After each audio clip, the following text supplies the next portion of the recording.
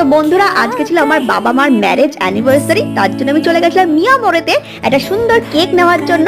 আর এই যে দেখতে পাচ্ছ, কেক নেওয়া কমপ্লিট হয়ে গেছে। সোনাই ওর পাপা আমার জন্য বাইরে ওয়েট করছিল। আর কেক বাড়িতে নিয়ে এসে ক্যান্ডেলও জ্বালানো হয়ে গেছে, দেখতেই পাচ্ছ।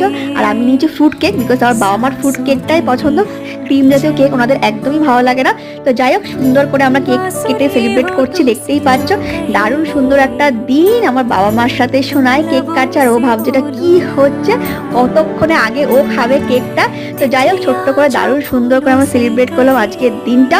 বেশ ভালো কাটলো। আর দেখতেই পাচ্ছ সোনাই কতক্ষণে কেকটা খাবে, ও নিজেই খেয়ে ফেলছে, ওয়েট করতে আর পারছে না। আর লাস্টে ছিল হচ্ছে মায়ের হাতে স্পেশাল মাটন, তাই দিয়ে করলাম রাতের ডিনার।